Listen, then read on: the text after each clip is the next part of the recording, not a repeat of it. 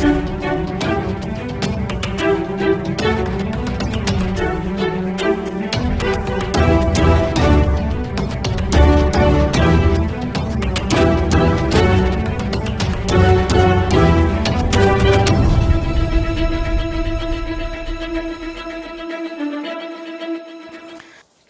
हिंद, मैं निस्तर अहमद, आप सभी का स्वागत है विश्व मानवाधिकार परिषद न्यूज पर। आइए शुरू करते हैं खबरों का सिलसिला। कल आप क्या कर रहे हैं? दरअसल मैडम, सूरत के अंदर हम लोग लावारिस लाशों का अंतिम संस्कार का काम तो कर ही रहे थे। यहाँ पर जब ये कोविड की महामारी की बात चल रही थी, सूरत महानगर पालिका ने हम पर भरोसा किया और कोविड की डेड बॉडी को अंतिम संस्कार करने का काम हमें सुपुर्द किया, जिसको हम बखूबी निभाने की कोशिश कर रहे हैं। कोविड के बारे में जो मीडिया के द्वारा जनता को पता चला है, उससे एक ऐसा माहौल बन गया है कि कोई भी व्यक्ति अपने पेरेंट्स की डेड बॉडी को छूना पसंद नहीं करता।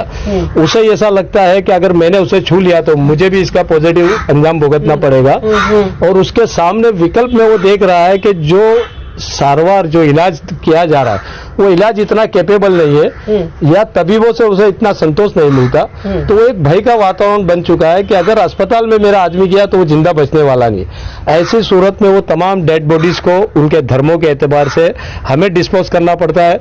दूसरा, उनके पेरेंट्स को हम लोग सांत्वना देते हैं, और जो WHO की गाइडलाइन है, जिसका हमें एक्सपीरियंस है और हमें डेमोन्स्ट्रेशन कराकर डेप्यूटी कमिश्नर ने बताया है, उस तरह हम उसका अंतिम संस्कार कर रहे हैं। और मैं आपसे ये भी समझना चाहती हूँ, आपने बहुत एक दिल से बात बोली कि इस समय म्युनिसिपल कॉर्पोरेशन की आप मदद कर रहे हैं और आपको कोई फर्क नहीं पड़ता कि जो विक्टिम है, जिसकी डेथ हुई है, वो हिंदू हो, मुस्लिम हो, सिख हो, क्रिश्चियन हो, आप उनके विश्वास को रखते हुए, उनके धर्म को रखते हुए आप उनको उनकी फाइनल राइट्स करते हैं। जी मैडम, असल में क्या, ये दुख का समय है।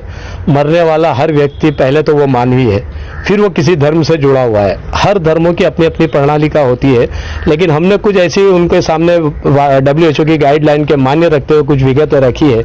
मान लो कि अगर किसी मुस्लिम का डेथ हो जाए तो उसमें जो मुख्य चीजें हैं, जैसा कि नमाज का पढ़ना, दुआ का करना और कब्र में उतारते हुए उसका मट्टी उसके परिवार का डालना, ये 3 महत्व की चीजों को हम उनके परिवार को दूर रहकर करने देते हैं। उसके बाद जो हमारे पास दूसरी चीज होती है हिंदू समाज की, कि भाई मृत्यु के पार्थिव शरीर को जब अग्निदाह दिया जाता है, उस वक्त उसके परिवार की तरफ से गंगा जल दिया जाता है और एक घी का जो रहता है, थोड़ा घी का छटकाव किया जाता है। तो सारा इंतजाम एकता ट्रस्ट करती है। गंगा जल भी एकता ट्रस्ट के पास है।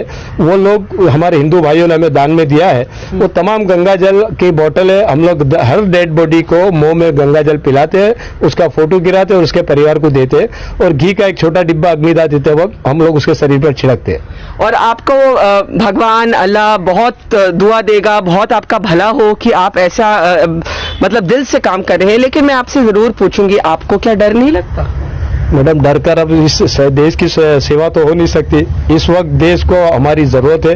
हम डेली हम तो वैसे डिकम्पोज डेड बॉडियां उठाते ही है, और हमारी सरकार ने हम पर भरोसा किया है। उस भरोसे को हम बनाए रखना चाहते हैं। डर लगने जैसी कोई बात हमें लगती नहीं है। आप क्या खुद प्रोटेक्शन लेते हैं? आपने बार बार कहा कि हम WHO की गाइडलाइंस को फॉलो करते हैं, तो आप लोग जब ये करने जाते हैं या आपकी संस्था करने जाती है तो पूरा PPE वगैरह पहन के जाते हैं? हाँ, हमें सूरत महानगर पालिका की तरफ से और कुछ NGO की तरफ से हमें PP किट दी गई है।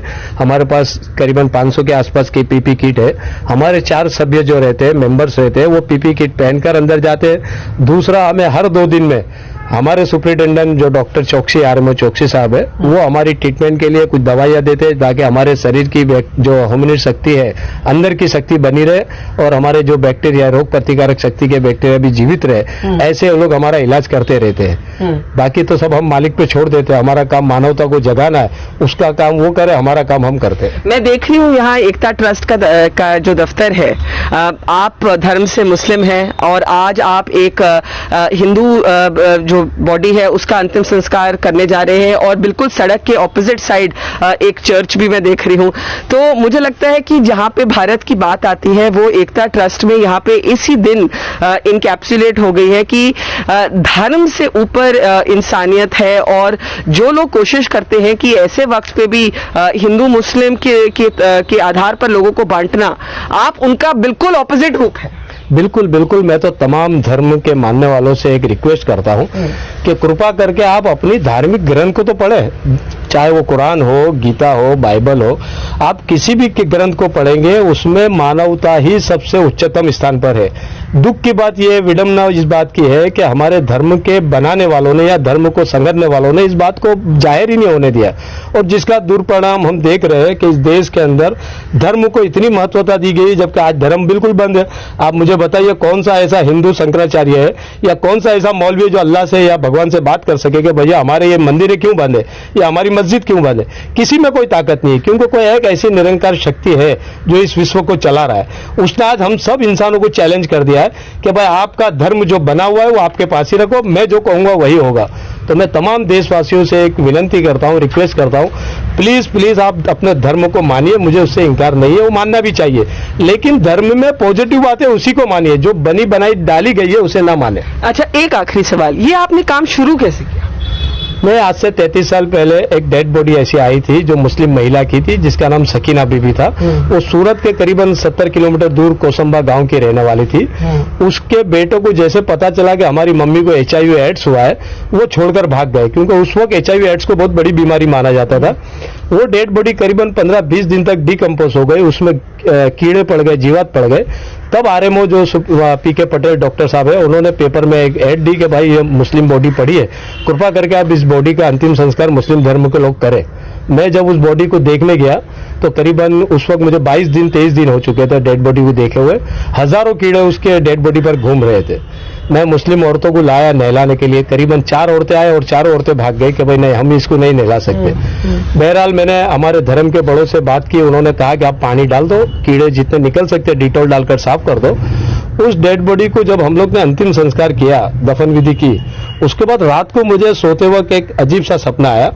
उसमें मैंने देखा कि वही औरत जिसका चेहरा तो मैं पहचान नहीं रहा था, वही औरत अपने एक आलीशान बगीचे में बैठी है, वो झूला झूल रही है और मुझे दूर से मुस्कुराकर हंस रही है। इसके बारे में मैंने अपने धर्म के लोग जो बड़े हैं उनसे पूछा कि ये क्या इशारा देती है, तो बोले वो ये कहना चाहती कि अब तू ये काम कर पाएगा, तूने एक आत्मा को संतुष्टि दी है, वो तुझसे बहुत खुश है और इस दुनिया को बनाने वाला मालिक भी तुझसे बहुत खुश है। तो मुझे वहीं से फीलिंग शुरू हुई। और हमारे शफी भाई बिस्मिल्लाह होटल वाले जो पिछले 50 सालों से उनके पिताजी भी ये काम कर रहे थे, मैंने उनका कांटेक्ट किया और उनसे बात की, तो उनको भी ये मेरा आइडिया अच्छा लगा कि नहीं भाई इसके लिए एक NGO का होना चाहिए। और हिंदू मुस्लिम सब जो मेरे दोस्त लोग थे उनको बात की और NGO की शुरुआत हो गई। मैंने आपके दफ्तर में देखा कि आपके टेबल के पीछे हमारा झंडा है और मुझे लगा कि मुझे आपको कहना चाहिए कि मेरे लिए आपसे बड़ा राष्ट्रवाद का कोई उदाहरण नहीं। जी मैडम, मैं तो ये नहीं समझ पा रहा हूँ कि राष्ट्रवाद किसी पक्ष में होता है या किसी इंसान के कहने से होता है। मैं ऐसा मानता हूँ कि हर मानवी को कर्म योद्धा होना चाहिए, वह अपने कर्म के जरिए अपने देश का भला करे और राष्ट्रवादी खुद ही कहलाएगा। किसी के सर्टिफिकेट बांटने से कभी राष्ट्रवाद बन नहीं सकता आदमी।